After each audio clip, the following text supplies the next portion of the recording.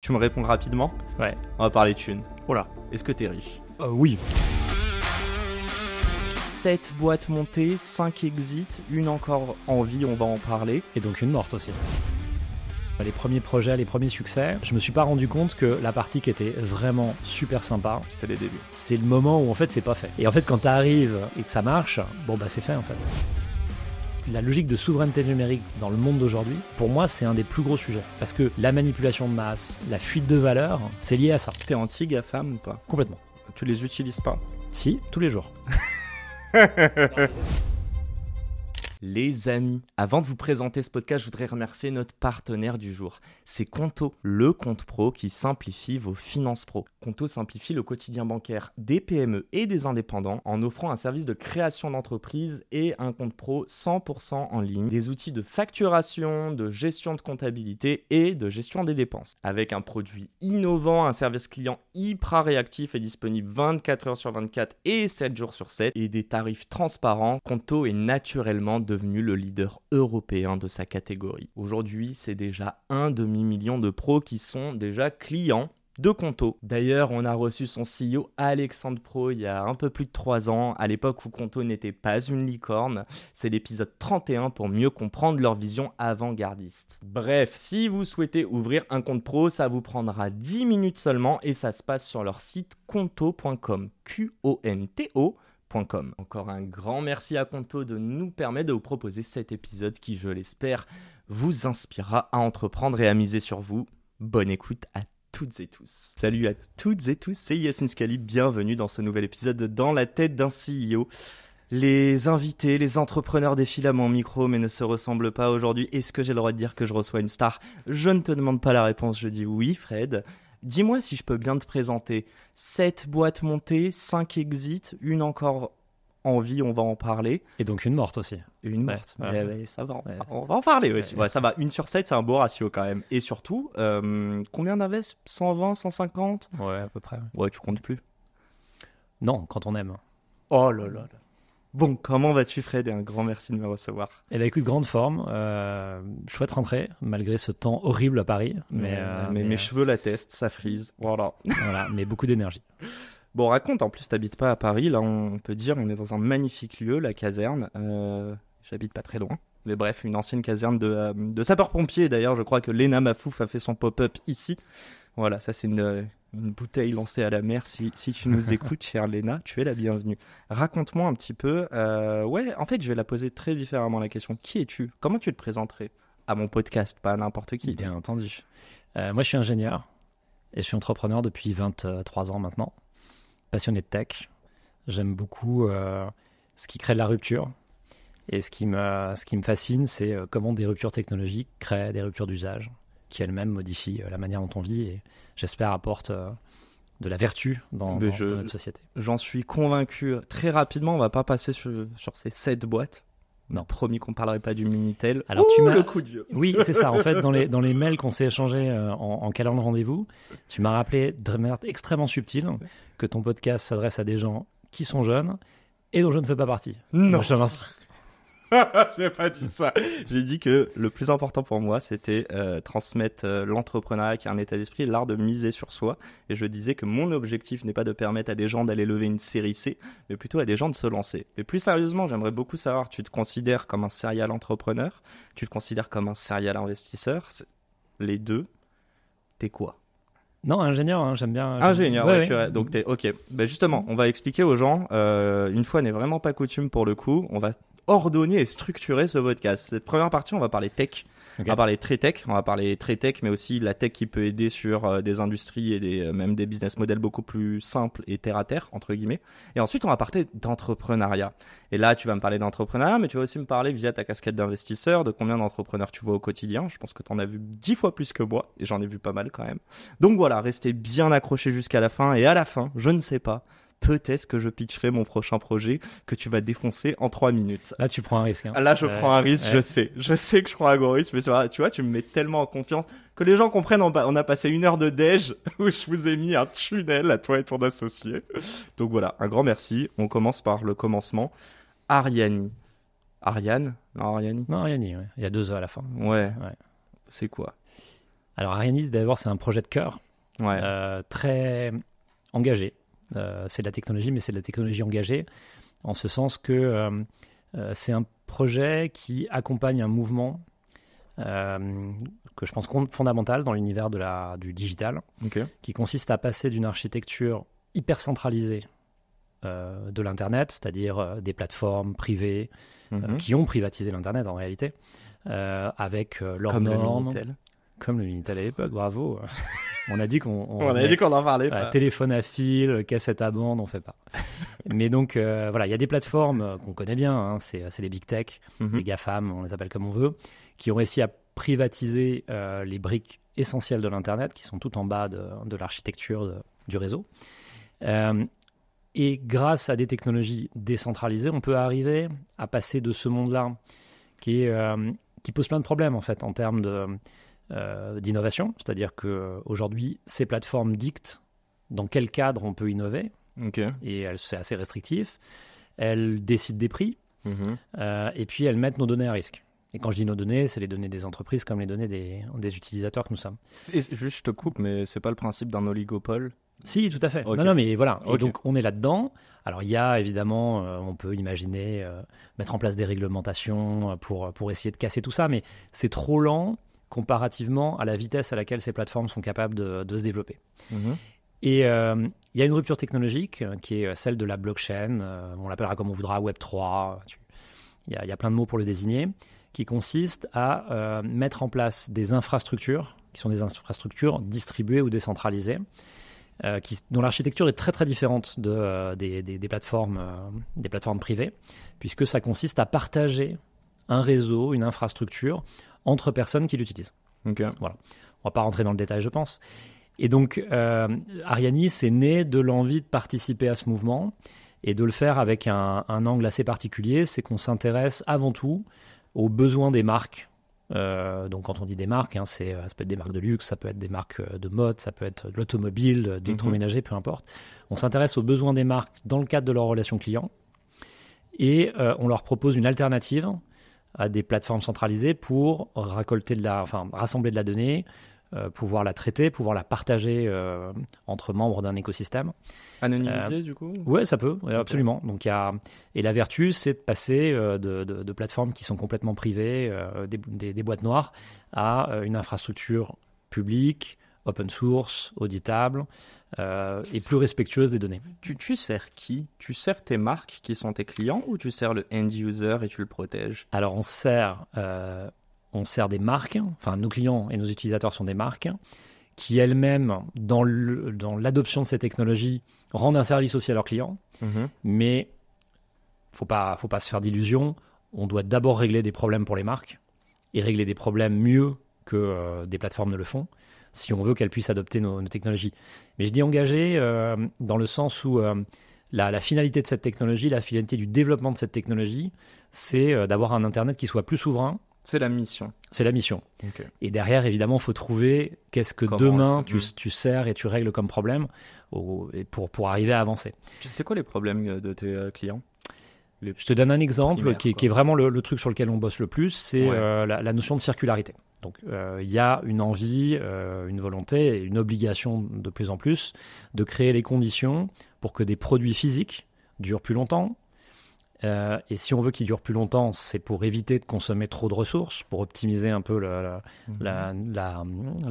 consommation de ressources globalement dans nos sociétés. Respecter notre planète, quoi. C'est exactement ça.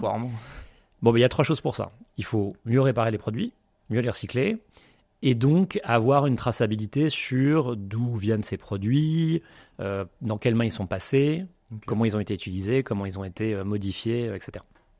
Tout ça, aujourd'hui, c'est poussé par des règlements, en particulier en Europe. Alors, on pourra peut-être y revenir, mais il y a peu de zones dans le monde où aujourd'hui on travaille sur ces sujets-là, la circularité économique.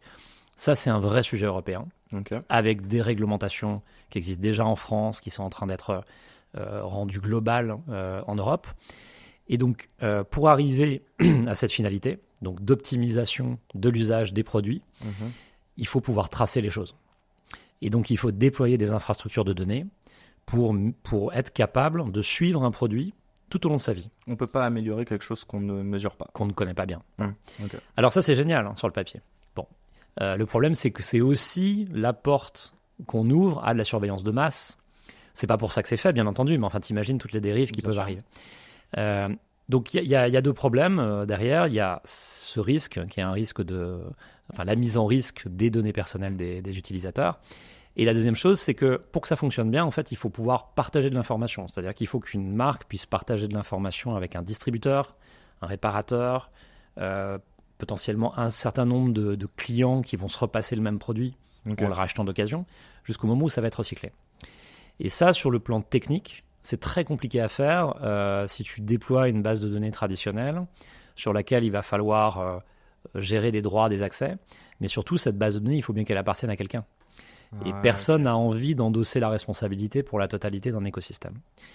Et donc là-dessus, on a une proposition d'infrastructure. C'est vous qui détenez ou qui détient du coup Non, ces data, alors la beauté de ces technologies-là, c'est qu'en fait, chacun reste en contrôle de ces données.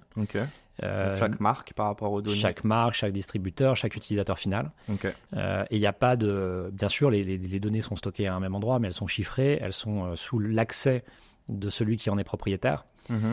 Et ça règle en fait des tas de problèmes, et en particulier un problème important qui est celui de la souveraineté. J'ai une mini question. Alors évidemment, je peux pas faire comme si on n'avait pas fait un déj d'1 heure et qu'on n'avait pas parlé de lobbying, etc. En fait, j'aimerais savoir, parce que juste avant, tu as dit quand même que sur les grosses GAFAM, en gros, ça avance 10 fois plus vite que les lois qui sont votées, et après, pour les appliquer et réprimander, on est encore bien plus loin. Est-ce que tu es obligé de bosser avec le gouvernement ? Ou est-ce que tu penses ce genre de choses ? Pour Ariani, par exemple. Non, on pourrait ne pas le faire, mais moi, je trouve que c'est intéressant déjà de faire comprendre ce qu'on fait. Parce que chacun prend la parole. Et si on ne prend pas la parole, pas forcément nous, Ariani, mais globalement pour ce nouveau paradigme technologique, il est bien évident que quand les lois sont faites, elles sont faites en fonction de ce qui est disponible. Donc les lois, en général, elles sont neutre en termes de technologie, mais neutre dans la manière d'écrire un texte. Si tu ne connais pas le champ des possibles, tu peux tout à coup te retrouver à faire le bon jeu des acteurs qui sont déjà en place. Donc là, c'est plus, on va être clair, enfin côté député, côté on vote les lois, mais est-ce que tu as une évangélisation de l'économie circulaire, de recycler, de pouvoir donner une durée de vie plus longue à nos outils, bref, peu importe. Attends, je suis en train de perdre ma question. Oui, est-ce que du coup tu te retrouves face à des personnes qui ne sont pas convaincues, sachant que tes clients sont les marques, mais pas les utilisateurs finaux. J'avais un rendez-vous ce matin, où tu sais, et une des remarques, c'était en fait les politiques globalement on est dans des démocraties, donc en fait c'est l'opinion publique qui prime. Donc ce sont les sujets qui préoccupent les Français, les Européens, enfin peu importe la zone, qui vont être mis en priorité. Et donc en l'occurrence, il y a non seulement il faut faire de la pédagogie auprès des autorités, mais il y a aussi une vraie responsabilité à faire comprendre ce que l'on fait à un public plus large pour qu'il y ait une envie d'aller. Là, en l'occurrence, dans ce que tu demandes, la partie circularité, l'envie de consommer moins de ressources, d'émettre moins de CO2, tout ça s'est fait. Voilà, ça s'est fait, c'est acquis, c'est voté. Ensuite, il y a un processus législatif qui est long, mais c'est normal. Mais ça, il n'y a pas de contestation. Personne ne vient aujourd'hui dire qu'il faut faire marche arrière. Il peut y avoir des volontés de temporiser, d'étendre un peu les calendriers. Mais globalement, ça s'est fait. Là, mon sujet, c'est vraiment par rapport à ces besoins. Donc, il y a des besoins industriels, il y a des besoins de régulation. Et c'est d'arriver à trouver la bonne manière d'accompagner ces mouvements-là. Parce que maintenant, si je reprends vraiment avec l'angle entrepreneur, on a tout intérêt à se placer au début d'un mouvement, à se faire porter par des choses qui vont devenir obligatoires, et à le faire en essayant de trouver la meilleure solution possible. Parce que si on arrive à vraiment à combiner, tu vois, aligner ces planètes-là, derrière, c'est un boulevard. Si tu sais que tu as la meilleure technologie pour répondre à un problème qui va devenir un problème pour n'importe quelle entreprise sur le marché européen ou mondial, et que tu as fait comprendre et que tu es capable de faire comprendre et de faire connaître ta technologie, en principe, voilà, c'est tout. Mais est-ce que c'est vraiment un problème pour les entreprises? Je te titille un peu. Est-ce qu'elles n'ont pas besoin d'avoir une loi qui leur tape dessus? Ah bah c'est le cas. Ah, ok. Ah non, Ouais, non, mais mais elle c'est est le cas. appliquée ou pas Bah, ça Si monte tu en veux nous parler puissance. tu parlais de l'Europe, pardon, l'économie européenne, et tu disais que c'était un peu différent du reste. Je sais pas si c'est là que ça se rejoint ou pas. Allez, Allez, attends, vas-y, allez, vas-y. 5 minutes là-dessus. Alors, il y Un a, peu de pédagogie. il est vrai qu'aujourd'hui, de la même façon que pour les données personnelles, l'Europe a été très en avance. Ok. RGPD, on s'en rappelle, c'est la première réglementation à cette échelle-là qui a été écrite, appliquée autour de la protection des données personnelles et qui décrit ce qu'on peut faire avec de la donnée quand on est une entreprise et qui demande une mise en conformité de l'ensemble des acteurs qui s'intéressent au marché européen, où qu'ils soient. Ok. Donc on a été les premiers. Alors on peut râler en disant ouais, voilà, on est toujours on régule avant même de savoir s'il y a un marché. Là en l'occurrence, je pense que déjà ça part d'une bonne intention. C'est pas parfait évidemment, mais surtout, ce qu'on peut constater quelques années plus tard, c'est qu'en fait on a été copié un peu partout. Ok. Sur le sujet de la circularité, c'est-à-dire Aux US aussi, attends. ouais, il y a des réglementations bien sûr. Ok. Ouais. Alors c'est pas exactement les mêmes, tu vois. Puis alors en plus il y a bon, t'as des règles fédérales, t'as des règles par État, donc c'est beaucoup plus complexe. Puis il y a Et des beaucoup plus géants. embêtant. Ça a posé des problèmes aux GAFAM, tout ça, ou pas du tout? En fait, tu te rends compte avec du recul que leur capacité à se mettre en conformité, à mettre des ressources pour pouvoir se mettre en conformité, leur a permis en fait de prendre de l'avance. Ah, ok. Bon, mais probablement en respectant plus quand même les utilisateurs que c'était le cas avant. C'est loin d'être parfait. Alors, vraiment, je suis le premier à tirer dessus, mais je pense qu'il y a quand même du mieux. Ok. Là, sur le sujet de la circularité, c'est vraiment la sensibilité à l'écologie, à l'émission carbone. Enfin, tu vois, il y a tous ces sujets-là. C'est des sujets qui sont très, très présents en Europe. C'est pas très présent ailleurs. On ne s'en rend pas compte, en fait, parce que nous, on est dans notre tunnel, mais ok. Je te le dis, On c'est est pas... c'est fou, ça. Moi, j'ai vécu longtemps aux États-Unis et je garde vraiment beaucoup de liens. Et c'est pas un sujet. C'est un sujet un peu économique parce que on se rend bien compte des États-Unis qu'il y a des opportunités business d'aller travailler sur ces sujets-là. Et évidemment, à long terme, tout le monde sait qu'il faut développer des technologies ou des façons de faire différentes. Mais il n'y a pas le début des réflexions en termes de réglementation que l'on peut voir aujourd'hui en Europe. Est-ce qu'on fait plus changer, et ça je te pose la question, je te donne un petit indice, on en parlait tout à l'heure, fondation versus une entreprise à but lucratif. Est-ce que tu penses que le capitalisme fait plus changer et a plus d'aplomb dans une société ou le gouvernement et les lois qui sont votées? Facile. Je pense que c'est un duo. Je pense que c'est vraiment un duo. C'est lequel le premier qui influe qui fait vraiment changer les choses? Ça dépend des zones. J'ai envie de... C'est compliqué comme question. C'est compliqué au final. J'aurais dû réfléchir. C'est l'argent qui régit tout ça? Non, je pense qu'en Europe, effectivement, le régulateur donne le là. Aux États-Unis, c'est souvent le contraire. C'est-à-dire, c'est souvent des entreprises qui défrichent et qui vont derrière participer aussi à installer quelque chose. D'accord. Mais bottom up ou top down? Ouais. J'ai l'impression. Je reviens juste sur la partie circularité, donc, parce que ça, c'est quelque chose qui est assez peu connu encore aujourd'hui. Il y a une régulation qui est en cours d'écriture, donc elle est loin d'être décidée et évidemment appliquée, qui s'appelle Ecodesign. Ecodesign, ça se comprend tout seul. Donc Ecodesign for Sustainable Products. Okay. L'idée, c'est de décrire et d'encadrer ce à quoi doivent répondre les produits qui sont mis sur le marché européen à la vente, en circulation. On parle de quel genre de produits? Tout, sauf la pharmacie et l'alimentation qui donc ont déjà... L'iPhone est concerné. L'iPhone est sur concerné, le sens programmé. Okay. Les machines à laver, tes voitures, peu importe. Et l'idée, c'est en fait de trouver les bonnes règles pour faire en sorte que les produits durent plus longtemps, soient plus faciles à réparer, mieux recyclables. Donc c'est tout ce dont on parle là. Mm-hmm. Et ça, alors ça va mettre une pression sur les entreprises qui est dingue. Hein. Ça va être très très difficile à vivre pour toutes les industries en fait qui font du matériel, c'est-à-dire quasiment toute l'économie. Bien sûr. Mais si on se projette un peu, une fois qu'on aura passé ce moment-là, ça veut dire que tous les produits qui sont mis sur le marché européen répondent à ces exigences. Ça veut dire la fin de l'obsolescence programmée, ça veut dire... C'est vraiment la question que je me pose Bah, quand je vois des mastodontes, on parle d'Apple. Clairement, tu crois que Apple va se plier? Et on a eu l'exemple avec le Lightning. ouais. Bah écoute, ils n'auront pas le choix. En réalité, Ouais. On doit être une belle part de marché quand même en Europe pour oui, Apple. puis et en fait, si on prend un peu de recul, enfin bon, je suis très optimiste de nature, mais je pense qu'on est en train d'écrire une partie de ce qui est nécessaire pour rendre le monde plus durable, et on le fait en Europe. On vit un énorme changement là pour Ouais, toi? pour Ok, moi, c'est énorme. En une- fait, même je vais te dire, je pense que, alors là, je prends plutôt la casquette investisseur cette fois-ci. Je pense que c'est la plus grosse opportunité qu'on puisse avoir en Europe pour les 10-15 ans qui viennent. Parce que avoir tu vois, un règlement européen, à partir du moment où il est écrit, qu'il est voté, il peut être appliqué dans les jours qui suivent. Ok. Et partout. C'est-à-dire que partout en Europe, évidemment, mais ça concerne toutes les importations.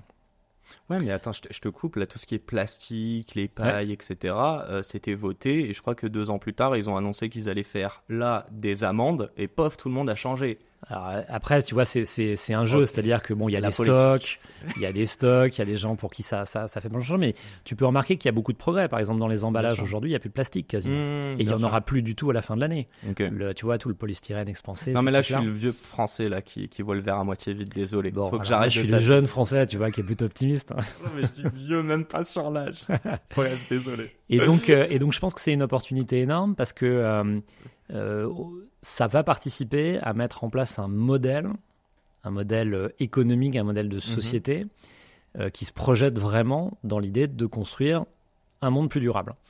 Et moi, j'investis beaucoup sur ce sujet-là depuis assez longtemps maintenant, parce que je pense que les entreprises, toutes les entreprises vont devoir se transformer, qu'elles soient en Europe ou ailleurs, vont devoir se transformer par rapport à ces contraintes-là, si elles veulent garder l'opportunité du marché européen. Ok. Ce qui est a priori quand même souhaitable pour n'importe qui fabrique, encore une fois. Bien sûr. Et donc, à partir du moment où ces sociétés doivent se transformer, tu as énormément d'opportunités pour des startups, pour des entreprises, de créer les bonnes technologies et les bons produits pour aider cette transformation. Et ce qui va être utile et obligatoire en Europe, je pense qu'à un horizon 5, 10, 15 ans, je ne sais pas, mais ce sera utile et peut-être obligatoire partout dans le monde. Et il n'y a pas eu beaucoup d'opportunités là, ces dernières décennies qui se soient créées d'abord en Europe pour ensuite devenir des opportunités globales. Et je pense que là, vraiment, on est sur un sujet qui est d'abord local avant de devenir global et sur lequel on n'aura pas beaucoup de concurrence à l'extérieur. Tu dirais qu'on est à la veille de la bulle Internet 2000 et que c'est le moment d'investir? Mais qu'en plus de là, on est avantagé parce qu'on a un pas d'avance en Europe. Oui, alors je ne sais pas si ça va faire une bulle parce que c'est des sujets qui sont très techniques, B2B. Tu vois, tu n'as pas l'effet masse, de communication de masse comme on peut avoir. Comme sur les NFT, donc comme avec les NFT ou la Generate, tu vois. Donc je pense que ça va rester quand même un sujet de fond. Hein. Mais oui, je suis absolument convaincu que ça fait partie, si c'est pas la plus grosse opportunité là, de la décennie, c'est une des plus grosses. Si on prend juste un step de recul, il y a un mot dont je veux te parler. Je te pose la question, est-ce que en tant qu'entrepreneur qui construit des choses, tu as une responsabilité? Et si oui, est-ce que tu peux m'expliquer un peu? Tu parles de l'impact, hein. L'impact, c'est un mot fourre-tout, en fait. C'est ça, final. quoi, ouais. Mais c'est quoi la responsabilité? Est-ce que la responsabilité envers, je sais pas, les employés que tu emploies, et on va dire clairement qu'en France, t'es responsable, Ouais. vu les impôts que tu payes, ou est-ce que c'est une responsabilité de te dire que ta tech, quoi qu'il arrive, même si elle est hyper avant-gardiste, tu vas t'assurer que l'utilisation, elle soit bonne? Bah, Là, t'as tu veux répondu- qu'on parle non, de mais t'as répondu Telegram? à la question. Bon, bah parfait. T'as Parlons de répondu à la Monsieur question. Telegram qui vient de se faire arrêter. Je sais plus son nom là, le franco-russe.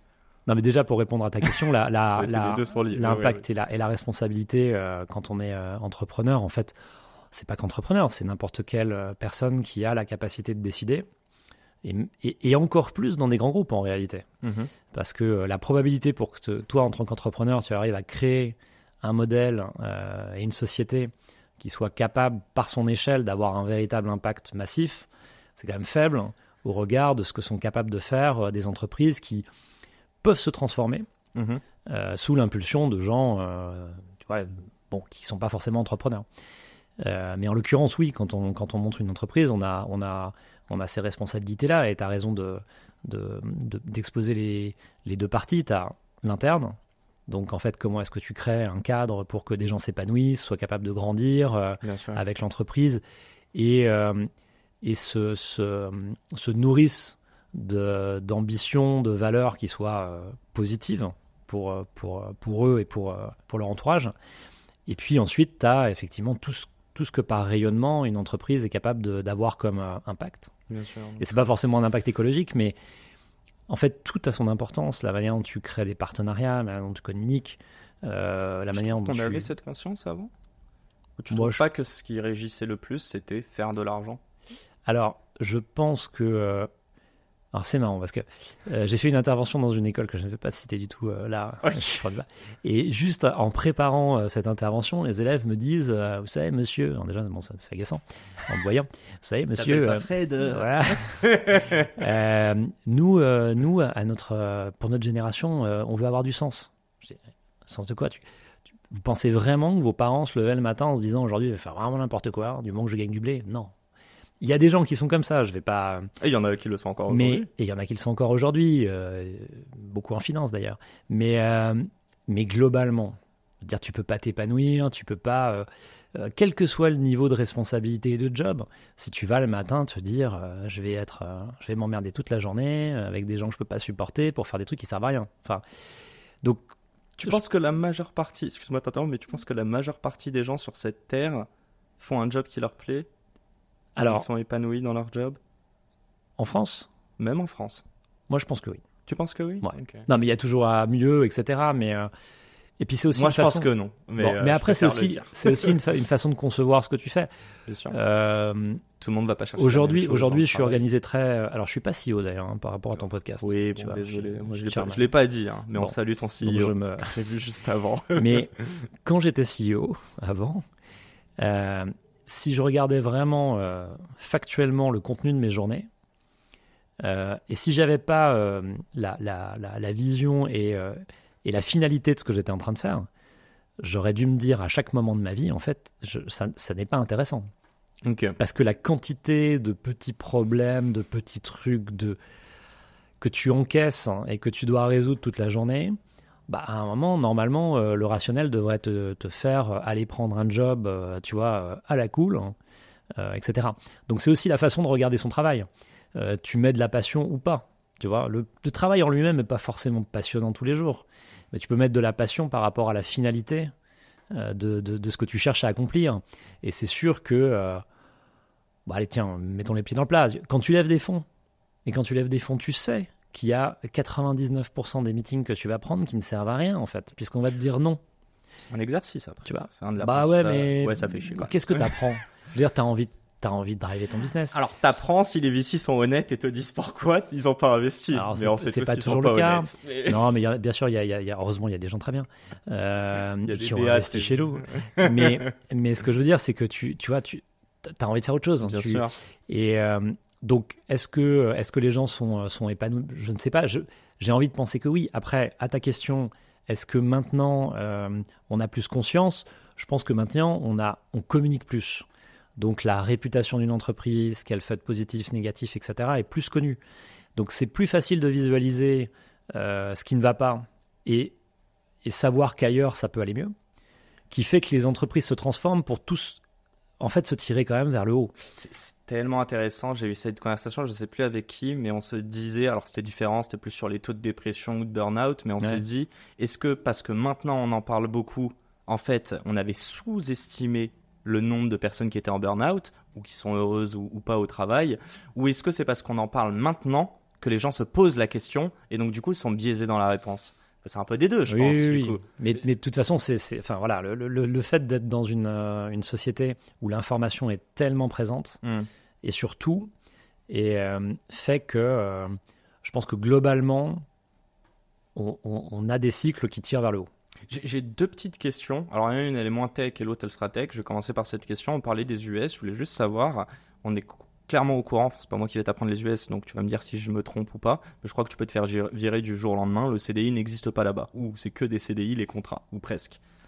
Ouais, ça a quand même pas mal changé. Ça a changé, ça? Ouais. Alors après, les États-Unis, c'est très compliqué parce que ça dépend des États.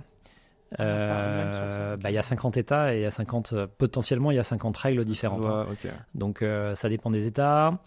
Et puis il y a... alors, tu peux faire des plans, mais quand tu fais un plan, tu vires pas n'importe qui. Tu vois, je veux dire, dans ta manière, et alors plus tu es une entreprise importante, plus tu as intérêt à faire attention à ce que tu fais. Ok. Parce qu'il y a tellement de règles aujourd'hui et de procédures qui te permettent de te retourner contre un employeur Même aux en- US, c'est en cas de exactement ce que je discrimination. voulais. Ok. Ah oui, ok. que si tu dois te séparer de 20% de tes effectifs, je caricature. Bien sûr. Mais la façon la plus simple, c'est de virer les gens de manière random. Comme ça, au moins, tu peux te dire, j'avais un algorithme, il a Mais même choisi au ça, hasard. tu peux pas le faire en France. Enfin, sauf si. Non, mais c'est des angles qui sont assez différents.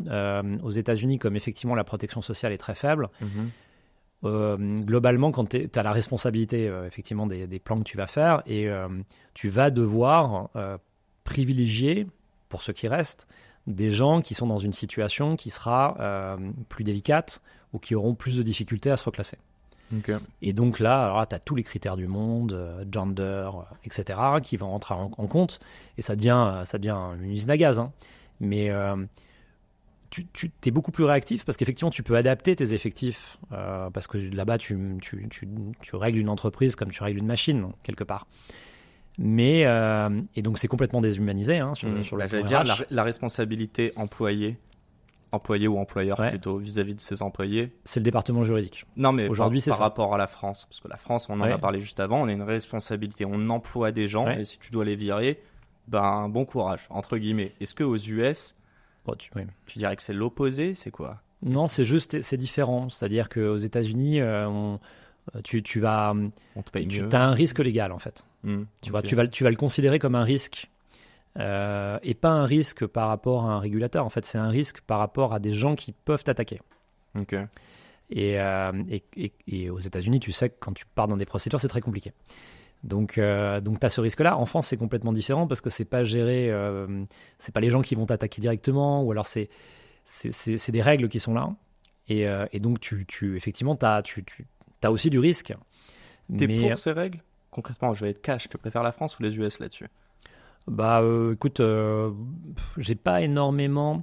En fait, aux États-Unis, je suis parti avec un goût un peu amer parce que petit à petit, à force de comprendre comment ça fonctionne et de voir les choses se mettre en place, tu finis par enlever tout le fun au boulot, déjà, pour commencer, Ok. parce que tu sais jamais comment c'est pris, ou etc. Et effectivement, tu passes ton temps à essayer de mettre en place des règles qui sont les plus neutres possibles et de montrer qu'elles sont neutres. Ok.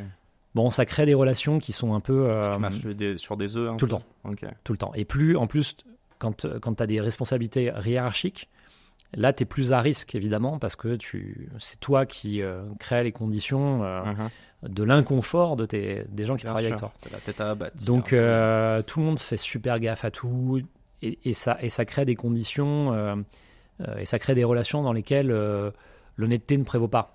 C'est-à-dire que tu vas dire des choses parce que tu sais qu'il faut les dire. Tu vas réagir d'une certaine manière. C'est dans la com, quoi. Ouais. T'es Donc, prestige. les sociétés sont plus agiles, mais les gens, à titre individuel, le sont pas trop. Bon, non. c'est une autre façon de bosser. Non, quoi. mais je vois, mais un employé, je pense. Enfin, bref, j'allais dire, ce serait peut-être Mais mieux en France qu'aux US, mais en fait, ça dépend des gens. Hein. Ouais, Il y en a, bien ils sûr. préféraient gagner 30 ou 44 plus sans Non, avoir mais de sur retraite. les relations entre entreprises, les Ouais. relations business, je trouve qu'elles sont. Enfin, moi, j'apprécie beaucoup la manière de travailler aux États-Unis Ok. parce que ça va vite, Ouais. les gens sont extrêmement francs.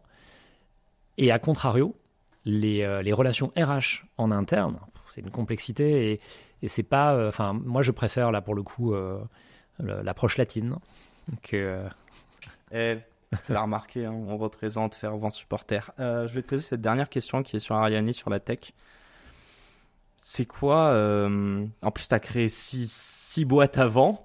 Est-ce que tu considérerais que ce serait ta dernière boîte et c'est ton projet de vie? Et surtout, pour parler de tech, c'est quoi les champs d'application? C'est quoi la finalité pour toi d'Ariani? Alors, j'espère d'abord qu'Ariani, ça va durer très longtemps.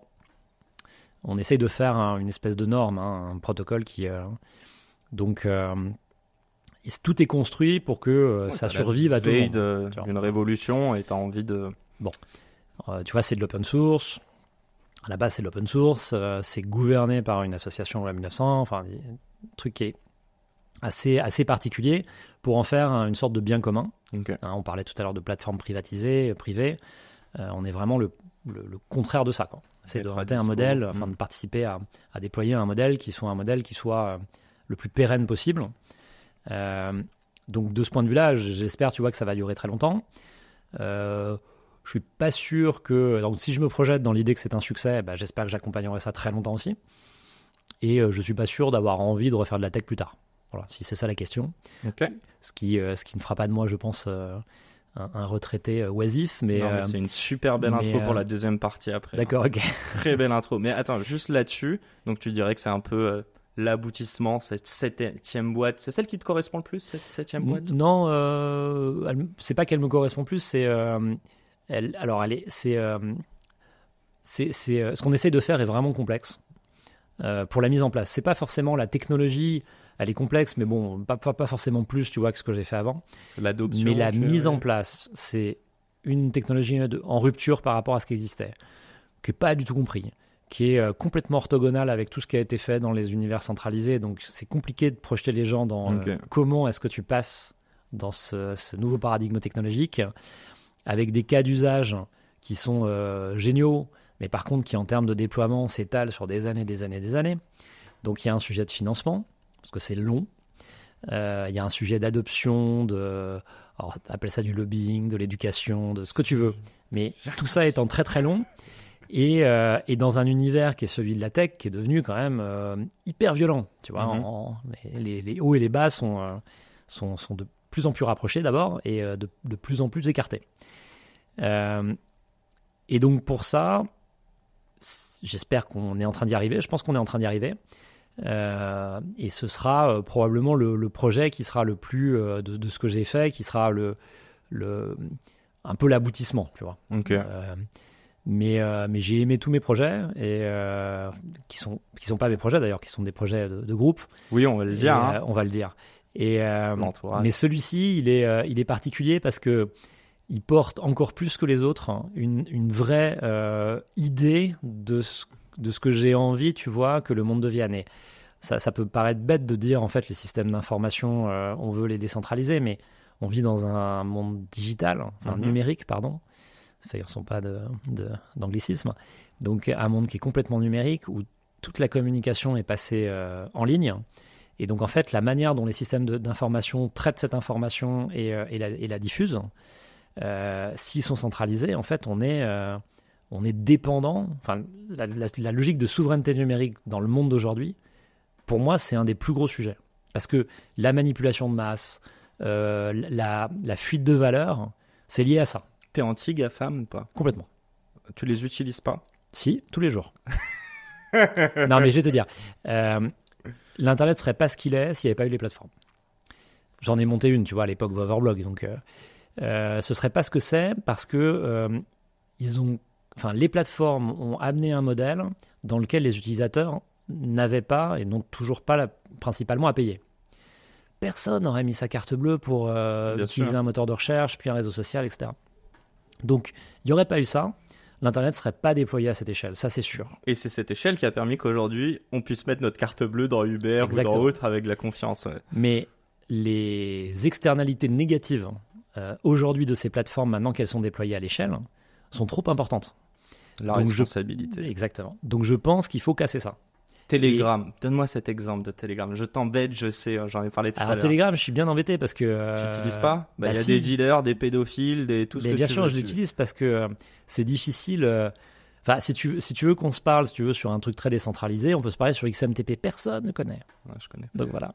Et il y a des réseaux sociaux, tu vois, Farcaster, Lens, que j'utilise, mais malheureusement, on est Farcaster, je crois qu'il y a, à l'heure où on se parle, 800 000 utilisateurs, mais 40 000 actifs par jour. C'est tout petit. Okay. Donc ça existe. Maintenant, qu'est-ce qui fera que les gens voudront passer de l'un à l'autre? C'est certainement pas l'idée de gagner en souveraineté numérique. Tout ça, tu as envie de parler avec tes potes ou avec tes collègues, bon, tu vas pas... c'est l'anonymat, quoi. C'est une messagerie sécurisée qu'ils veulent. En tout cas, les end-users. Je suis même pas sûr, parce que Telegram, il n'y a rien de sécurisé dans Telegram. Bon, enfin, les flics, ils peuvent pas être retrouvés, il me semble, non? Enfin, je te dis ça, j'en sais rien. En fait, on n'en sait rien. Telegram, c'est une boîte noire comme les autres. Ouais, okay. Comme les autres. monté par un gars que je connais pas, très sympathique. Alors il faut quand même voir les photos sur Instagram, hein. Ça vaut le détour. De son profil. Ouais. Ah ouais, je peux les regarder. Légèrement mégalo. Ok. Voilà, qui s'est établi à Dubaï, on ne sait pas trop pourquoi. Il n'y a aucune transparence ni sur la tech, ni sur la société, ni sur ses revenus, ni sur ses pourquoi, comment, etc. Donc oui, il a l'air très sympathique. Oui, c'est un peu là, il est un peu pris dans une discussion politique. Mais en fait, personne ne sait rien de tout ça. Et moi, ça m'effraie. À la rigueur, je vais même te dire, je suis presque plus à l'aise à utiliser WhatsApp et à me dire que ça appartient à Meta que Telegram. Je ne sais pas qui utilise les données qui sont collectées, parce qu'il y a plein de données. Ok, alors comment Meta, tu sais que... Enfin non, tu sais que... Bah non. Bah tu sais que c'est utilisé. Bon, enfin, c'était Meta, Cambridge Analytica... Oui, bah voilà, tu sais. Non mais tu sais que c'est utilisé par les renseignements américains. Tu sais que tu vas te faire douiller, donc c'est bon. Quelque part, tu sais pas. Non mais tu sais à qui tu donnes ta data. Bon, voilà. Tu sais à quelle sauce tu vas là, tu sais même pas. Ouais, ok, je vois très bien. J'ai une première question à te poser. Moi, un grand merci de nous avoir expliqué déjà Ariani, et en fait, c'est ta mission en tout cas à l'heure actuelle avec Ariani, qui est de protéger, j'ose espérer, nous end users. En tout cas, c'est ce qu'on a dit, même si tu dois passer par tes clients. Bref, là je divague, ça c'est juste pour te montrer que j'ai bien écouté. C'est très clair. Bien résumé. Non, ma question elle est toute simple. Pourquoi t'entreprends ? Est-ce que c'est une source de bonheur, d'épanouissement ? Qu'est-ce que ça te procure ? Et pourquoi t'es pas en CDI ? T'as déjà été en CDI ? Un petit peu. Ok. 1 an. 1 an. 1 an et... C'est plus que moi. Ouais, 1 an, j'ai travaillé pour une... On n'a pas le même âge, mais bon, on va arrêter là. J'ai travaillé pour une boîte qui s'appelait Sirpac et qui a été montée, entre autres, par Frédéric Potter, qui ensuite a monté Netatmo et Sigfox. Netatmo et... Sigfox, j'ai reçu, c'est... Bon, peu importe. Mais enfin bref, c'est un entrepreneur. Et c'était une des premières startups dans les télécoms, je pense, en France. Ok. Il n'y en avait pas beaucoup à l'époque. Et ça m'a énormément donné envie. Qu'est-ce qui t'a donné envie ? Écoute, je trouve qu'il y avait une ambiance et on faisait du matériel d'infrastructure, enfin de back-end télécom, pour accompagner une transition entre l'analogique et le numérique, tu sais. Okay. C'est téléphone à fil. Et donc, il fallait, en fait, en gros, faire des connecteurs et pour permettre au réseau, petit à petit, de passer d'analogique à des signaux numériques.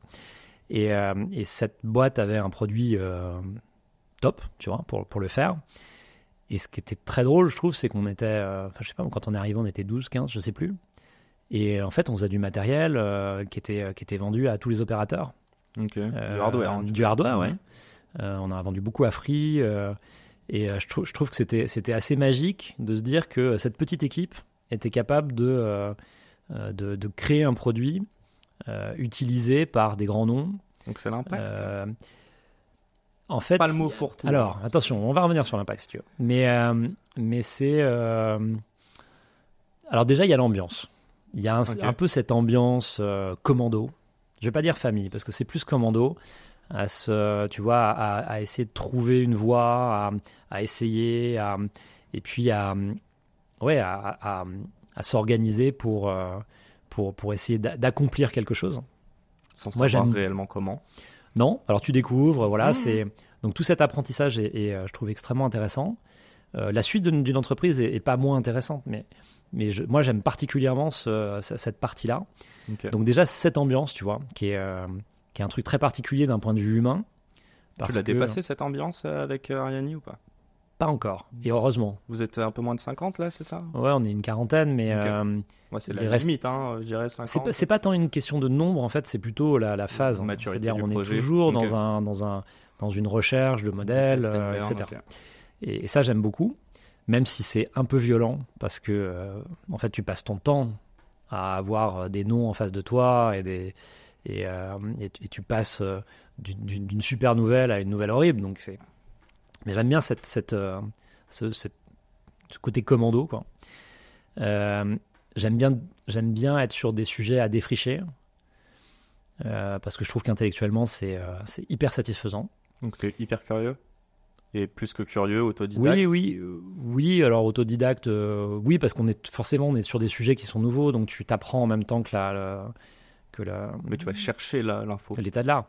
Oui. Oui. Ça, la différence, plutôt qu'on te dise, elle est là, c'est dans le bouquin. Là, tu vas vraiment essayer d'aller chercher les sources d'informations, les Oui, recouper. et puis en fait, les sources d'information, elles n'existent pas. C'est-à-dire que c'est ton réseau. En fait, c'est parce que tu te connectes à d'autres gens qui sont sur ces mêmes sujets que tu arrives à dégager quelles sont les bonnes manières de faire. Ok, donc là, tu es en train de dire une chose. Hein, c'est pas juste aller regarder des vidéos ou quoi. Là, c'est vraiment parler à des gens qui vont ouvrir tes chakras, en fait.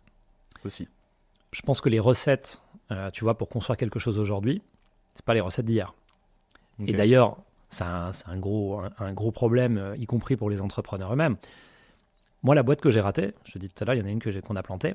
On l'a plantée parce qu'on avait tellement bien réussi la précédente qu'on s'est dit, ok, dans le même domaine, on voit un problème et on voit très bien comment on peut le résoudre. Et donc, on a foncé. Et je ne vais pas te donner de détails, sinon on va y passer le reste de l'heure. Mais on n'a pas vu, en fait, que le marché avait changé. Ok. Pas de remise en question, Thierry ? Trop d'assurance ? Si, mais on a mis du temps, quoi, tu vois, à se rendre compte de ça. Okay. Et peut-être même que le manque de fraîcheur du regard sur le marché sur lequel on était en train de travailler nous a perdus. Est-ce que tu dirais que cette boîte, dans ta tête, et quand vous avez commencé à la monter, c'était trop facile ? C'est vrai qu'on s'est projeté très très vite sur... en fait, c'est génial parce que on sait exactement ce qu'il faut faire. Okay. Dans un an, on y est, quoi. Tu vois. Ça, c'est vrai. Est-ce vraiment bon signe ? Et voilà. Donc... Mais quand je te disais trop facile, est-ce qu'il n'y a pas ce truc aussi de te dire là, c'est pas propre à la boîte, c'est propre à toi. J'aime la difficulté, la complexité. C'est pas... Non, enfin, la complexité... Normalement, l'entrepreneur, il est là pour réduire des risques et réduire la complexité. Enfin, sinon, on n'y arrive pas. C'est comme ça que tu avances. Traduire de la complexité en un produit beaucoup plus simple. Exactement. Mais non, ce qui m'attire vraiment, c'est pour le coup, c'est apprendre. Enfin, c'est de découvrir, de participer à construire des nouveaux savoir-faire, des nouvelles connaissances. Moi, j'aime beaucoup ça. Okay. Et tu as des gens, et c'est pas du tout un jugement, je veux dire, il y a des gens qui adorent manager des choses qui ronronnent déjà, tu vois, et essayer de les optimiser.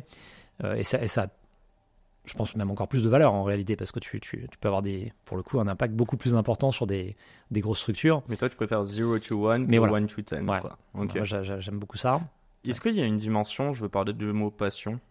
Alors déjà, tout ce dont on parle, aujourd'hui, tu me le dis, mais est-ce que tu l'as intellectualisé dès le départ ? Ou tu es juste là, c'est des rencontres de personnes, des sujets qui t'intéressent, tu te dis je vais dedans, mais tu n'es pas capable d'ores et déjà de te dire « Ah, mais c'est ce moment-là que j'adore, j'ai envie de monter une boîte parce que je veux retrouver ce truc de start from scratch, d'engager des gens avec moi, etc. » Alors, je ne sais pas si ça va répondre à ta question, mais vas-y. Les premiers moments, tu vois, enfin les premiers projets, les premiers succès, je me suis pas rendu compte que la partie qui était vraiment super sympa, c'est les débuts. C'est le moment où en fait c'est pas fait. Voilà. Ouais. Et en fait, quand tu arrives et que ça marche, bon c'est fait en fait. Et aujourd'hui, je sais profiter du chemin, tu vois, de toute la construction. Et je suis très content que ça marche. Hein.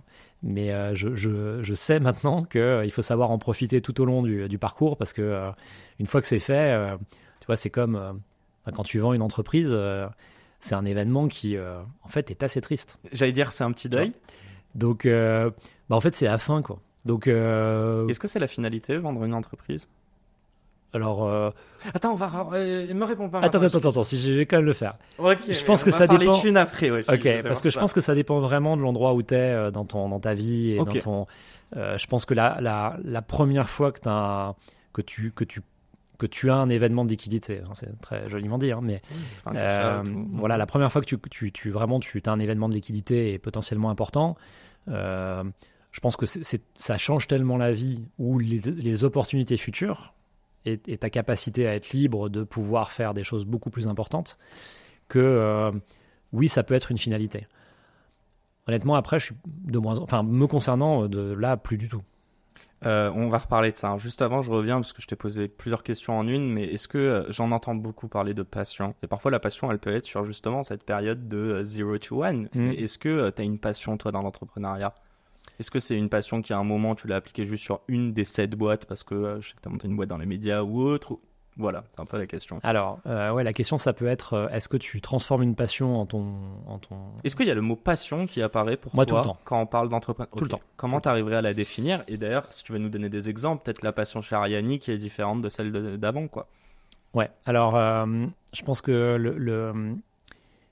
c'est un peu une question de finalité. C'est-à-dire que je pense pas que tu puisses, ou alors c'est rare, mais je pense que, enfin, moi, je serais pas capable de monter un projet si je sais pas, si je suis pas complètement convaincu par la finalité et savoir où je veux aller, même si ça change dans le temps, mais je veux dire, il faut vraiment avoir une perspective.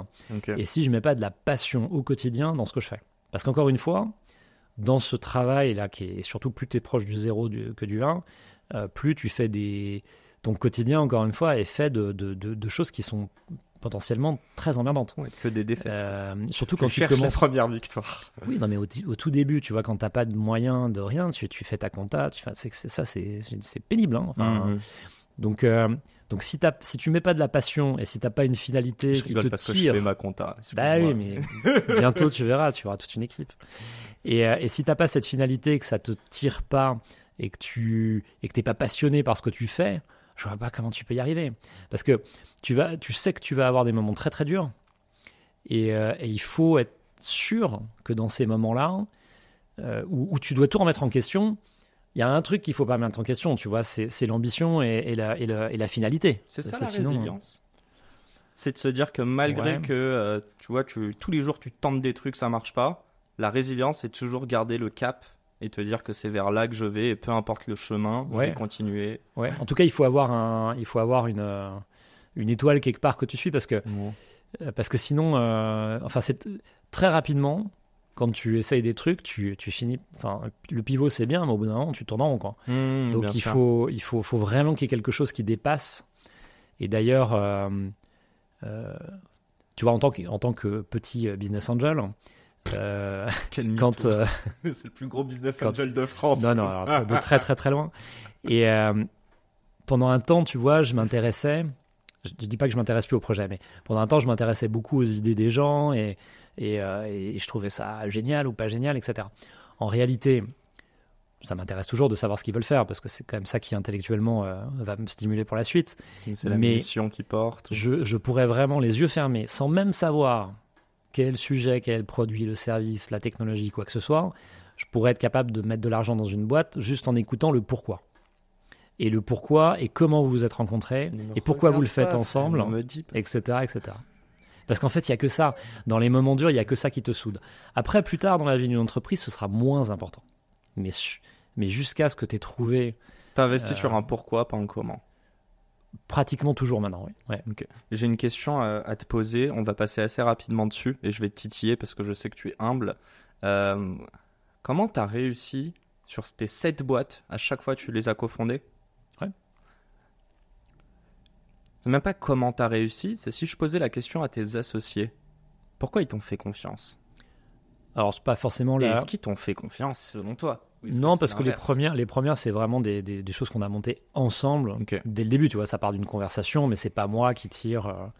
Peut-être sur Ariani un peu plus parce que j'avais cette idée-là depuis un petit moment et que c'est Porter un truc. vraiment la mission, ouais. Mais bon, on a été nombreux pour le coup sur Ariani très vite, donc je considère pas que. Est-ce que tu es d'accord que le mot confiance, c'est ce qui doit être primordial dans l'association avec quelqu'un? Je vais aller plus loin, même dans l'embauche de quelqu'un. Et c'est le truc qui est le moins théorisable. Je sais pas si ça se dit, mais Bah, la confiance, en fait, ça se gagne. Hein. C'est pas un truc Bien que sûr. tu décrètes. c'est aussi du gut feeling. Alors, soit tu peux dire que ok, je te fais confiance et puis on verra par la suite. Quand tu t'associes, c'est compliqué de partir de là parce que si tu connais pas du tout les gens, la confiance, c'est quoi? C'est pas de savoir si les gens sont honnêtes ou pas honnêtes. En fait, c'est assez large. C'est savoir où sont les domaines de compétences. Tu parlais juste avant, là, on déjeunait ensemble de domaines de génie. Donc, c'est savoir où est-ce que les gens sont vraiment capables, où est-ce qu'ils sont à l'aise, ce qu'ils sont capables aussi d'encaisser, et c'est bien se connaître. Et dans la confiance, il y a ça, c'est que on est bienveillants les uns avec les autres, on se pose pas de questions pour savoir qui va partir avec la caisse. Tu vois, c'est tout ça, quoi. Et évidemment, c'est hyper important. Moi, quand je regarde, tu vois, sur cette aventure, en fait, à chaque fois, il y a des gens qui sont en commun. T'aurais donc, monté toutes ces boîtes sans eux? Non. Jamais, jamais? Non. Moi, alors, vraiment, j'ai pas du tout envie de me retrouver tout seul. Est-ce qu'elle est pas là, la passion? C'est de monter quelque chose avec quelqu'un? C'est-à-dire que depuis tout à l'heure, tu me parles du Zero to One, Ouais. mais en fait, est-ce que ce Zero to One aurait du sens si tu étais tout seul dans ta cave en mode Steve Jobs? Bon, en tout cas, pas pour faire des projets tech Ok. tu vois, qui ont une destinée d'hypercroissance qui Mais parfois n'arrivent pas. Ce que je veux toucher, Mais, c'est le collectif. Est-ce que tu as un truc dedans? Est-ce que par Mais exemple. ça rejoint ce que je disais tout à l'heure, tu vois, c'est le mode commando, quoi. Ouais, donc Et, t'adores ça, ok. Et ça, toute la complexité d'ailleurs dans une startup qui démarre, c'est d'arriver à faire en sorte que d'avoir des gens. En fait, tu crées un mouvement quand tu crées une startup. Tu crées un mouvement parce que tu demandes à des gens de te rejoindre, tu demandes à des clients de te rejoindre, des partenaires, tu demandes à des journalistes aussi, tu vois. Tu as envie que tout ça se. Donc c'est un mouvement. Et toute la complexité, c'est d'arriver à faire en sorte que les gens avec lesquels tu travailles le plus se sentent au moins un peu chez eux. Ok. Et c'est très compliqué parce que alors après, comment tu partages tout ça il y a des bonnes pratiques, mais en réalité, c'est jamais. Enfin, le capitalisme, c'est jamais parfait. T'es arrivé plus tôt. Est-ce que t'as plus alors que t'es parti avant? Enfin, tu vois, c'est des réglages qui sont pas évidents à réaliser. Mhm. Je pense qu'aujourd'hui, avec le recul du marché, hein, je parle pas de moi, mais on arrive à avoir des bonnes pratiques et des choses qui sont plus vertueuses. Mais c'est ça vraiment. Il y a la confiance, il y a aussi la notion d'ownership, effectivement. On va Est-ce quand même faire qu'un entrepreneur, malgré qu'il soit dans la tech et qu'il lève des fonds, bon là je parle de toi, Ouais. est-ce que tu dirais que tu es dans le business de l'humain au final? Et pas le business de l'humain, non. On parle de human business. Oui, en grande partie. En grande partie. Et tu vois, C'est l'humain que tu sers. chez Ariani, ça a énormément évolué, hein, les RH dans les startups, parce que c'est un savoir-faire qui n'existait pas du tout. Puis petit à petit, les choses se sont mises en place et les bonnes pratiques ont émergé. Et encore plus que pour les autres projets, là, sur Ariani, on a vraiment. J'espère, je parle à toute mon équipe. Oh, moi, je vais faire un sondage. Enfin, tu peux. Envoyer un petit doodle là. Et il y a vraiment un. Enfin, on y passe beaucoup de temps, Ok. tu vois, à essayer de créer le bon cadre. Pourquoi? Parce que, Et c'est pas du bullshit. Hein. en tout cas, on le prend pas comme tel, tu vois. Ouais. C'est vraiment un engagement fort et à tous les niveaux. Parce qu'au final, un projet, en tout cas, tant qu'il n'est pas arrivé à maturité, tant que tu n'as pas ton market fit ou tant que tu n'as pas trouvé quelque chose, c'est vraiment qu'une question de personne. Parce que la créativité, la capacité à délivrer plus vite, à être attentif, c'est ça, c'est est-ce que tu mets de la passion dans ce que tu fais ou pas. Si tu fais un travail mécanique, tu rates tout en fait. Mhm. Et s'il n'y a pas de problème peut-être, tu vois, quand la boîte est plus importante, mais sur le démarrage, tu as besoin d'être extrêmement à l'écoute, extrêmement critique, extrêmement créatif à tous les niveaux d'une boîte pour être capable de faire les bons choix et trouver le bon produit, le bon service en face de ton marché. On est obligé, on parle d'humain. Je t'ai parlé en amont de ce podcast par mail, on disait un peu les thématiques qu'on voulait aborder. Et moi, je t'ai dit, bah, tu sais, moi, c'est l'art d'entreprendre. Ouais. Et dans l'entrepreneuriat, ce mindset, c'est l'art de miser sur soi. Tu m'as répondu, oui, mais Yacine, pour moi, l'entrepreneuriat, c'est miser sur les autres.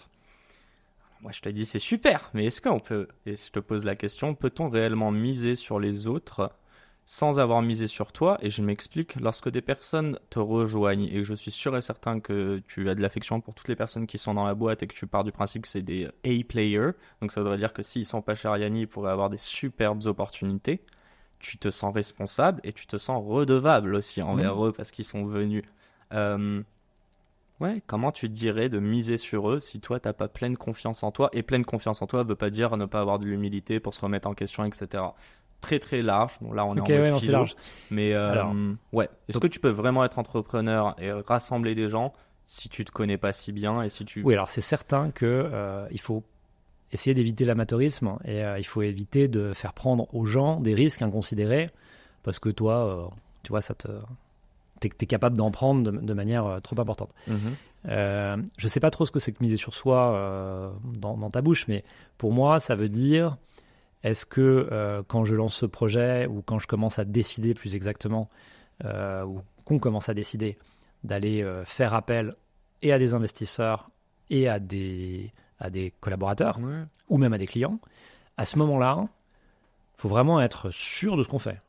Après, on aura peut-être tort. Mais il faut que la conviction soit à son maximum. Ok. Et donc ça, tu as raison, ça nécessite de miser sur soi, ou en tout cas d'investir d'abord sur soi pour être sûr que tu as suffisamment bien compris le sujet sur lequel tu travailles, tu as suffisamment réuni d'informations dans ton passé et là sur ton marché pour te dire, bah oui, on doit pouvoir y arriver, en principe. Mhm. Et pour le tenter, parce que tu n'emmènes pas des gens avec toi comme ça, plein de balles, dans un mur. Donc sur ce plan-là, je te suis, c'est-à-dire qu'il y a un travail à faire, d'abord sur soi en tant qu'entrepreneur, mais entre entrepreneurs en groupe, enfin je veux dire entre associés. En revanche, je ne veux tirer évidemment sur personne et je ne citerai aucun nom, mais une grosse partie des crashs de start-up qu'on voit en ce moment, ils sont liés, et qu'on a vu d'ailleurs sur ces dernières années, ils sont liés à ce que on est sorti d'une bulle. Pendant une bulle, les gens vont beaucoup trop vite, ils s'associent trop vite, ils lèvent des fonds trop vite, en fait ils ne se connaissaient pas, ils ne sont pas d'accord. Bon, bah ça effectivement, tu vois, c'est ne pas avoir misé correctement sur soi, et sur soi en tant que collectif. Parce que tu as embarqué des gens dans une aventure, et en fait, bah, c'était par un opportunisme total. Tu t'es dit, en fait, c'est facile, je peux lever des fonds. Mais en fait, c'est une responsabilité énorme. Ouais, mais ça, c'est parce qu'on a mis le curseur sur le succès qui était pas bon, quoi. On s'est dit que le succès était lever des fonds. Et donc, j'ai perdu ta question. Non, on parlait miser sur les autres ou miser sur soi. Et donc miser sur les autres. Là, mais après, important, une fois que tu as passé ce cap, ça n'est que miser sur les autres. Et puis je le dirais quand même à toutes les personnes qui nous écoutent. Moi, je te l'ai dit en amont. Déjà, je veux pas lever de fonds. En tout cas, pas pour moi ou pour ma boîte. Et bon, j'ai pas encore de boîte, hein, vous l'aurez compris. Mais surtout, j'ai pas forcément vocation à embaucher même plus de 15 ou 20 personnes. J'ai pas envie de faire un truc colossal. Et je pense qu'il y a même des gens pour qui être solopreneur. Pour le moment, je me considère solopreneur même si j'ai une CM, un monteur, donc on travaille, mais je les embauche pas. Enfin, je sais pas comment dire, mais on n'est pas en train de faire de advocate pour créer une boîte. Putain, je commence à parler en anglais. En vrai, j'ai envie de pisser depuis tout à l'heure, donc on va terminer très rapidement. Désolé à tous mes auditeurs, mais ça va vous intéresser. Tu me réponds rapidement ? Ouais. On va parler thunes. Oh là. Est-ce que tu es riche ? Oui. Oui ? Est-ce que d'expérience, de relations. Est-ce que tu es riche financièrement ? Bah, je m'offre ce que je veux. Ok. Est-ce que tu te rémunérais en CDI et déjà, est-ce que tu as levé des fonds pour toutes tes boîtes ?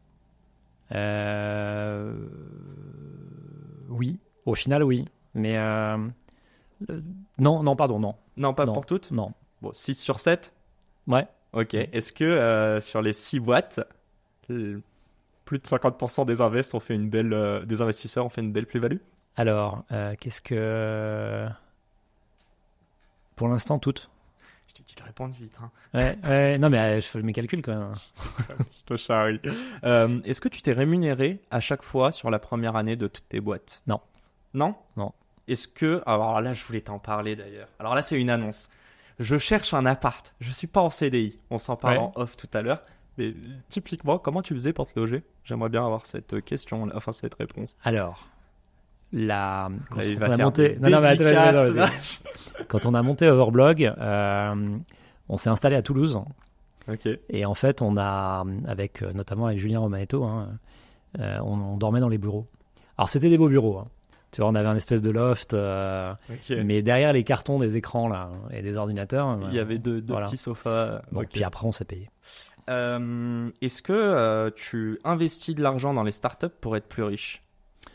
Alors, non, mais quand je mets de l'argent, je me dis toujours que je vais en gagner. C'est pas sinon c'est de l'assaut et c'est des dons. Et c'est juste parce que si j'en gagne pas, ça veut dire que le projet a pas marché comme il fallait ou qu'il était pas bien. Donc en fait, à partir du moment où tu te projettes dans l'idée que ça va marcher, bah forcément, tu t'enrichis. 150 invests environ, un peu. Ouais, un peu plus. Ouais. Un peu plus. Ouais. Ok. T'es en positif sur tout ça, globalement ? Alors, je suis en positif. Si je regarde ce que j'ai sorti par rapport à ce que j'ai mis, oui. Ok.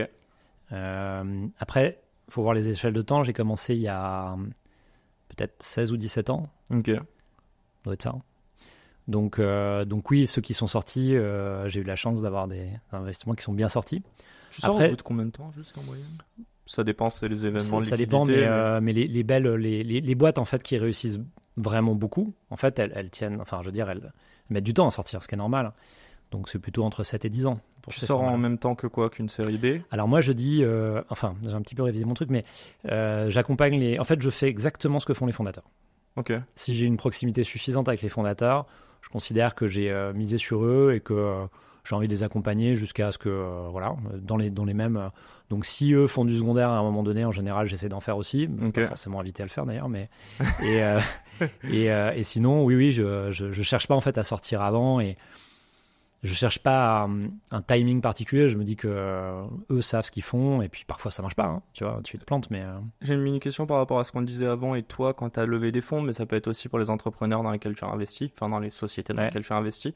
Au bout de combien de temps tu prends un cash out? Et quand on dit un cash out, c'est que toi tu as créé ta boîte, tu as 100% au début, enfin, réparti avec toi tes associés, et dès que vous levez des fonds, vous faites une augmentation de capital, vous cédez des parts en échange, blablabla. À quel moment toi tu peux revendre une partie de tes parts? Alors, c'est pas tellement toi qui décides, c'est plus le marché qui, à un moment donné, fait que les gens ont tellement envie de rentrer qu'ils Ok. ils sont prêts à ne pas injecter que du cash pour qu'ils soient mis au travail et à te payer. Ok. Ensuite, ça dépend des fonds que tu as en face de toi. Il y a des fonds qui considèrent qu'il faut maintenir les entrepreneurs. Toi tu considères quoi? C'est quoi la bonne pratique aujourd'hui? Moi, ce que je dis aux entrepreneurs que je connais bien et que j'accompagne, enfin, que j'accompagne, que je suis, parce que, Mhm. c'est quand c'est possible, il faut qu'ils prennent du cash. Parce que C'est important de capter de la valeur. au final, tu vois, tu vends 10% de tes parts, 20% de tes parts, de toute façon, ça ne changera pas ta vie. Au moment de la sortie finale, s'il y en a une, ça ne changera rien. En revanche, avoir un petit peu de cash tout de suite, ça simplifie la vie. Bon, voilà, c'est pas une. En général, enfin, de toute façon, les entrepreneurs qui sont vraiment passionnés par ce qu'ils font, ils vont pas partir à la retraite, tu vois, au premier virage. Donc, ils vont pas arrêter, ils vont pas se démotiver pour autant. Mais je pense La preuve vivante. non, mais il y en a, tu vois, mais je pense que si, voilà, ça dépend ce qui te motive, mais je pense que il faut profiter aussi de ce que les marchés, à un moment donné, te permettent de le faire. Ouais. Et il n'y a pas de raison, quoi. Enfin, tu vois, je veux dire, les investisseurs qui rentrent avec toi, eux, ils vont faire leur truc dans leur coin. S'ils peuvent sortir, ils vont sortir. Donc, il n'y a pas de raison de pas, de pas accompagner. Est-ce que tu... Merde, j'avais une question, mais elle m'est sortie de la tête. Non, mais attends, je vais te la reposer. Non, non, non, non, non, non. On parlait d'argent, on parlait de tout ça, de cash out. Ah oui, j'ai ma question. Est-ce que tu es assez riche pour ne plus avoir à travailler? Oui. Ouais? Pourquoi tu travailles? Alors, c'est pas parce que je pourrais me permettre d'arrêter. Après, j'ai pas non plus un train de vie. Enfin, tu vois, je ne me déplace pas qu'en jet et je ne. Voilà, bon. Mais. Alors qu'il l'a garé sur le toit, Oui. ça va, Fred. Mais. Et pour autant, si tu veux, je vais pas travailler. Enfin, à partir du moment où je suis dans des projets technologiques et que ça fait appel à du capital, je vais pas travailler gratuitement. Enfin, je veux dire, Bien sûr, tu vois, Moi, tu connais ta valeur. Donc, voilà. C'est pas ça, mais je veux dire, s'il y a de la création de valeur et que ça profite à des investisseurs, il faut aussi que ça me profite, sinon on n'y arrive pas. Maintenant, pourquoi est-ce que je travaille? Ben, vraiment, là, en l'occurrence sur Ariani, c'est vraiment, je suis absolument convaincu de l'intérêt de cette technologie, hein, qui est encore une fois Mhm. les systèmes décentralisés, de leur impact vertueux sur le monde dans lequel on vit. Donc, la mission, quoi. Voilà, et encore une fois, bosser avec l'équipe avec laquelle je bosse aujourd'hui, c'est un plaisir. Tu passes combien de temps par semaine à bosser? Bah, je sais pas trop. Je sais pas, peut-être, tu vois, sur Ariani, je sais pas moi, peut-être 30-40 heures. Pas plus? Bah, aujourd'hui, oui, alors, pour le coup, alors, 30-40 heures. Oui, oui, non, mais- Même pas les 35 heures, c'est quoi cette histoire? non, non, mais c'est vrai, j'ai beaucoup ralenti. Alors, quand l'équipe va écouter ça, je sais pas ce qu'ils vont en penser, mais tu vois, quand j'habitais à New York, je pense que. Tu penses et dors Ariani aussi. Donc, Oui, mais quand j'étais CEO, pour le coup, je bossais, je sais pas, peut-être 70 heures. Ouais, ok. Et à un moment, déjà, il faut pouvoir tenir dans la durée, et je pense qu'on peut pas tenir comme ça une vie. En plus, je pense qu'aujourd'hui, le temps que je prends me permet d'avoir beaucoup plus de lucidité, enfin j'espère en tout cas. Et puis, je me suis organisé pour avoir cette possibilité. C'est-à-dire qu'en étant président exécutif, on va dire, j'y passe quand même pas mal de temps, mais j'ai beaucoup de temps, tu vois, pour m'intéresser à beaucoup de choses, et j'ai envie de penser que ça bénéficie aussi au projet. Bien évidemment. Mais et donc aussi, oui, ça. Alors tiens, je vais quand même faire je vais quand même me livrer un peu. Ah bah, ce serait bien. J'aurais pas la niaque aujourd'hui pour réoccuper un rôle de CEO. Et donc, je te dis, je travaille 30-40 heures par semaine, mais franchement, j'ai pas envie de faire plus. Ok, là tu parles pour Ariani. Pour Ariani. Mais si après, demain... je fais d'autres choses. Enfin, je fais d'autres choses, tu vois, je m'occupe un peu de mes investissements à côté. Au final, si je mets bout à bout, ça va quand même faire beaucoup d'heures, mais T'as fait de l'IMO? De l'IMO? De l'immobilier? Ouais, un tout petit peu. Les startups, c'est ce qui t'a rapporté le plus d'argent? Oui. Ah, et les cryptos. Ah, et les cryptos, Ouais. t'as fait? À Ouais. l'époque où personne comprenait rien. Ouais. C'est quand ton premier invest en crypto? 2012. Putain, je passais mon bac. Ouais. C'est 2009 la crypto? Bitcoin, ouais, ça commence en 2009. Ouais, c'est ça. Hein. Ouais, je me souviens de potes, dédicaces à eux, Ouais. qui me pitchaient ça en mode faut faire avec. Je pense le truc, il était à quoi? Peut-être 2000 balles max ou quoi? Ah non, en 2009, ça valait moins $1. Non, là c'est Ah bon, 2012. d'accord, ok. On est au café. Je Oui, bois oui. pas d'alcool à cette époque. J'ai pas Oui. 18 ans. Et il me raconte ça. Je ne comprends rien. Ouais. Du coup, j'ai pas investi. Mais je sais qu'il y en a qui ont investi qui sont sortis moins d'un an après. Dédicace au Paris. Bah, tu vois, s'ils sont sortis, c'est qu'ils n'ont pas compris ce qu'ils attendaient de ça. Mais évidemment, Voilà. c'était une trend. Enfin, c'était une trend à l'époque. Après, bref, passons, là, c'est pas le sujet. J'ai des dernières questions qui me concernent moi, mais aussi mes auditeurs. Bon, je vais pas te pitcher ma boîte, je suis désolé. Enfin, je suis désolé à mon audience. Vous allez le découvrir dans un autre podcast solo et je vous donnerai la suite des... Et ça s'appelle quoi? Dans ma tête? Ouais. Ok, c'est vrai? J'ai écrit ça dans ma tête, c'est tout. Mais c'est toujours sur Dans la tête d'un CEO, la chaîne. Non, je voulais te poser la question, si demain tu devais monter une boîte from scratch, qui ne serait pas Ariani, parce que je sens que tu vas tricher et me parler de souveraineté numérique, dis-moi, ce serait quoi en fait les étapes que tu suivrais pour monter une boîte? Alors demain? déjà, je pense que si je devais refaire quelque chose, je ferais une reprise d'entreprise. Ah, Probablement. pourquoi? Parce que, à nouveau, monter les choses depuis zéro. Encore une fois, hein, si c'est vraiment un truc à but commercial et monter un produit, etc., je pense que j'aurais pas suffisamment d'énergie et j'aurais pas un œil assez neuf sur quoi que ce soit. Tu vois, par rapport à tous ces entrepreneurs incroyables qui me laissent investir chez eux. Bien sûr. Donc, je me sens pas de le refaire comme ça de zéro. Et bon, on s'en parlera peut-être plus tard, j'en sais rien. Et je trouve qu'il y a un truc qui est vraiment sous-évalué. C'est qu'il y a plein de business qui sont en train de partir à la casse parce que soit des problèmes de succession, des gens qui ne reprennent pas, etc. Mhm. Soit des entreprises en fait qui n'ont pas compris comment on se renouvelle et comment on se transforme. Et il y en a partout. Et alors, il y en a d'autant plus dans des pays qui sont vieillissants comme la France. Et donc, il y a plein d'entreprises qui peuvent être des entreprises très industrielles qui vont mourir en fait ou qui vont être absorbées de manière un peu maladroite. Et il y a plein de reprises à faire. Donc, j'ai pas d'idée en particulier, mais je pense que si probablement, ouais, je m'intéresserai à faire quelque chose d'assez local. J'ai un très bon pote qui a repris une entreprise familiale, Benoît Néret, il se reconnaîtra, à Saint-Étienne. Ok. Et qui a complètement transformé cette entreprise c'était des métiers à tisser, tu vois, il faisait des petits rembans, il a complètement transformé, il a inventé des produits complètement nouveaux avec ces mêmes métiers à tisser et c'est un succès massif et il emploie beaucoup de gens en local. Enfin, je trouve que c'est une belle mission. Mais c'est vrai qu'en fait parfois on se dit qu'on va aller retravailler un truc from scratch, essayer de chercher, souvent on te dit d'aller trouver une problématique et chercher une solution ou essayer de la créer, alors que parfois il y a des choses qui existent déjà. Et puis on n'est pas forcément obligé que ce soit dans la tech ou start-up. Je vais quand même te titiller un tout c'est ça petit l'impact, peu. tu vois, ça peut être Bien aussi sûr. regardé comme ça. C'est avoir de l'impact, c'est aussi transformer quelque chose qui existe. Ouais, et tu disais même, enfin là tu disais à Saint-Étienne, mais il emploie pas mal de personnes au local, c'est ça? Oui, alors après il a racheté des boîtes ailleurs, mais je veux dire, il y a un vrai, enfin, c'est quelqu'un qui compte à Saint-Étienne, tu vois, maintenant. Craille. Je vais te poser quand même cette question qui me concerne moi. Si demain tu devais investir dans on va plutôt la jouer comme ça, tiens. Allez, c'est quoi les sujets qui t'intéressent dans les startups dans lesquelles tu investis? Aujourd'hui, souveraineté numérique, tu m'as dit que voilà. On a compris. Alors, souveraineté numérique, et c'est tout ce qui permet d'optimiser les ressources au sens large. Et c'est pour ça qu'Ariani étant la confluence de deux, c'est magique. Optimiser les ressources, ça peut être des algorithmes, ça peut être un changement d'énergie, un changement de matériaux, un changement de supply chain, une manière de mesurer des choses pour pouvoir les optimiser. Ok. Et c'est très, très, très, très vaste. Alors, tu as des gens qui vont dire climate tech, etc. Mais je pense que l'opportunité est encore plus large. C'est vraiment tout ce qui permet d'augmenter la performance et de transformer Faire plus avec moins, quoi. Exactement. Et je te pose cette question, mais éducation et médical, j'ai entendu, j'ai cru comprendre que c'était des industries qui sont très difficilement changeables, quoi, qu'on peut bouger difficilement, mais qu'en même temps, c'est les industries sur lesquelles il y a le plus à faire.